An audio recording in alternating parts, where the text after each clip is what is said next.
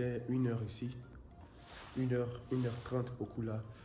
Et parce qu'on vient de prendre notre nouvelle maison et tout ça, donc dans les courses, par rapport aux fournitures et beaucoup de choses que j'ai fait dans la journée, j'étais épuisé, j'étais fatigué. Et je dormais, il était 1 heure, mon téléphone sonnait, les messages, je recevais les messages. Appel en absence, on m'appelle, on m'envoie les messages. Mes amis, mes proches, tous ceux à qui je parle, tous ceux qui me connaissent, m'appelaient, m'envoyaient des messages. Qu'est-ce qui se passe? Il y a quoi? Je dis, mais moi, je ne sais pas, je dormais, je ne sais pas ce qui se passe, qu'est-ce qu'il y a? Et elle m'a parlé du post de Maria. Et là, je suis allé sur Instagram pour voir et j'ai vu ce qu'elle a posté. Mais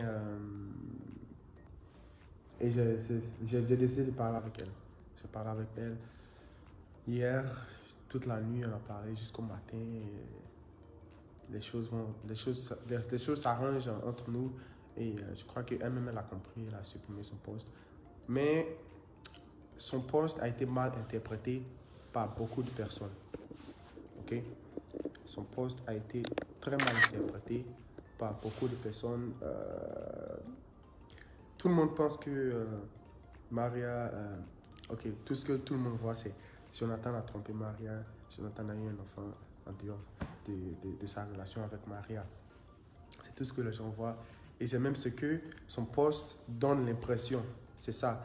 Parce que quand tu lis son post, tu as l'impression que Jonathan l'a trompé, Jonathan a eu un enfant dehors, comme ça, Jonathan lui a menti, les choses comme ça. Pourtant, ce n'est pas le cas. Ok? Ce n'est pas le cas.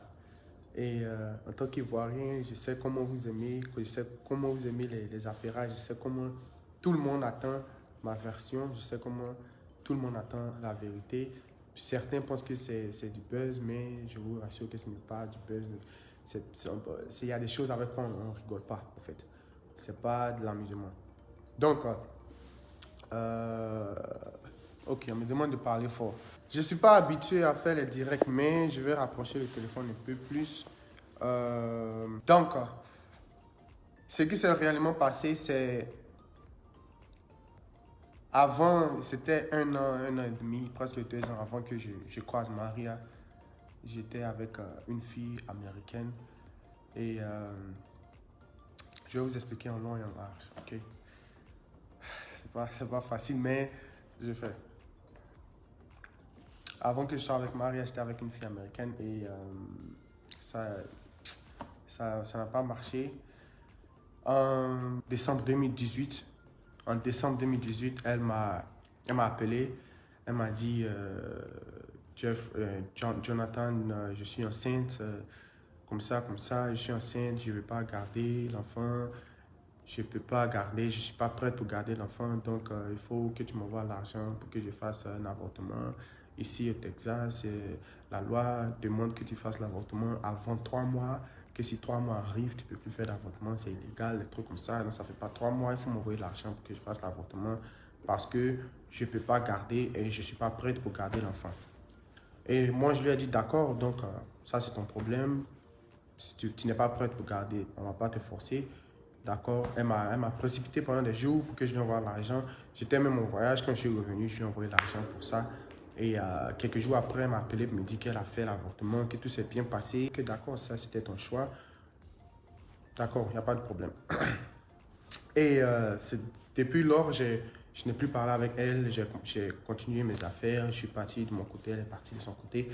Et un jour, elle m'a appelé. Elle m'appelle et elle me dit, elle ne savait même pas comment me parler. Elle me dit, Jonathan, je vais te parler, je vais te dire quelque chose. Je dis, mais vas-y, parle-moi. Elle me dit que non, que la dernière fois, tu m'avais envoyé l'argent pour l'avortement. Je n'ai pas avorté. J'ai bouffé l'argent et j'ai gardé le bébé que je viens à peine d'accoucher. Moi, ça m'a énervé, le fait qu'elle m'ait menti d'abord depuis le début, parce qu'il n'y a pas de problème. Si tu as un enfant que tu veux garder, il n'y a pas de problème. Et après, j'ai joué le jeu pour essayer de voir vraiment si elle avait quelques preuves palpables ou elle avait quelque chose de légal, mais n'importe quoi qui prouve que c'est moi. Et c'est là que j'ai dit, moi, je ne suis pas convaincu que c'est vraiment pour moi. Si c'est mon bébé, il y a foi, il n'y a pas de problème, je vais m'occuper de lui. Mais la manière dont tu me parles, la manière dont tu te comportes, j'ai des doutes que c'est vraiment le mien.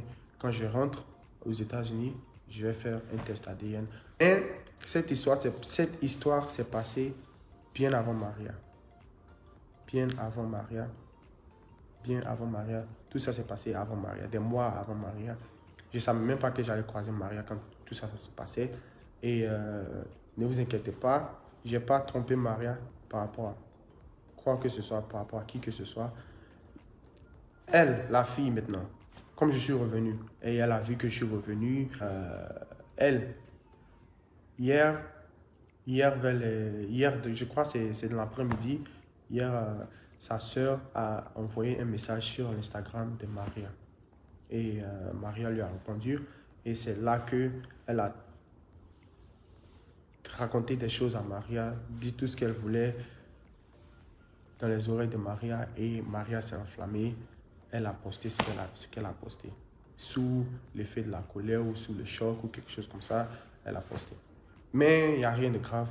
C'est juste que, vous savez...